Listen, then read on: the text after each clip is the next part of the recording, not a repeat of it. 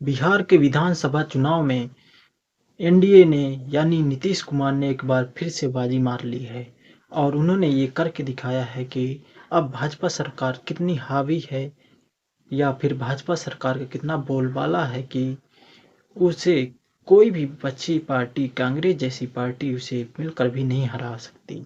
और बात किया जाए नीतीश कुमार सरकार की तो उन्होंने टोटल 202 सीटों पर कब्जा किया है। वहीं आरजेडी की सरकार ने सभी कुल मिलाकर 35 सीटें पाई हैं और इसके अलावा 6 अन्य के खाते में गई हैं। वही जन स्वराज का खाता भी नहीं खुला। तो इस तरह से समझ में आता है कि बिहार में किस तरह से एनडीए का दबदबा बना रहा।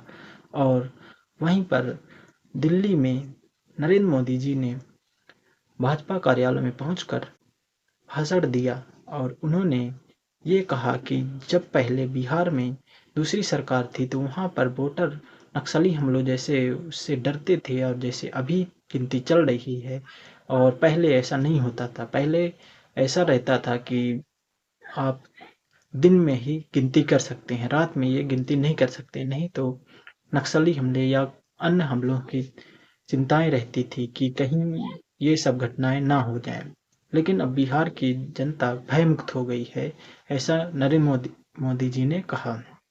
और एनडीए की इस जीत से साबित हो गया है कि बिहार में नीतीश कुमार जी का क्या योगदान है। और उन्होंने जो पिछले बार भी यहाँ के मुख्यमंत्री थे, उन्होंने ये दिखाया कि बिहार में उन्होंने कुछ विकास रूपी कार्य किया है, तभी बिहार की जनता उन पर भरोसा करती है। और मोदी जी ने ये कर दिखाया कि उन्होंने अपने पूरे भारत में किस तरह उन्हें परचम लहराया और किस तरह से उन्होंने बिहार की जनता ने ये विश्वास दिलाया कि हम आपके भरोसे हैं और आपने हमारे राज्य में विकास कार्य किया है।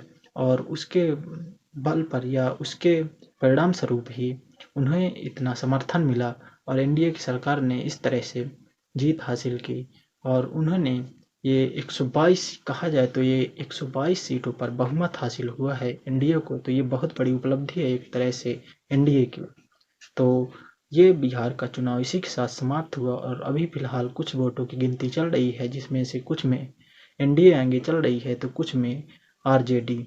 तो इस तरह से हालांकि एनडीए ने तो बहुमत से कुछ और अन्य सीटों से आगे चलने के कारण जीत तो हासिल लगभग कर ही ली है, क्योंकि उसका आंकड़ा 200 पार चला गया है।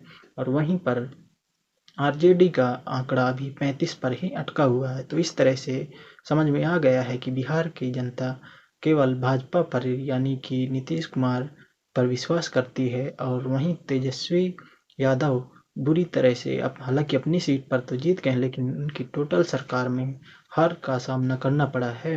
और इस तरह से कांग्रेस की वहाँ पर कोई खास परफॉर्मेंस या फिर कांग्रेस का कुछ खास योगदान नहीं रहा। और वहाँ पर केसारी लाल यादव जैसे और बड़े बड़े दिग्गज कलाकार भी हारते हुए नजर आए। तो इस तरह से भाजपा ने यानी एनडीए ने बिहार में अपनी सरकार बना ली।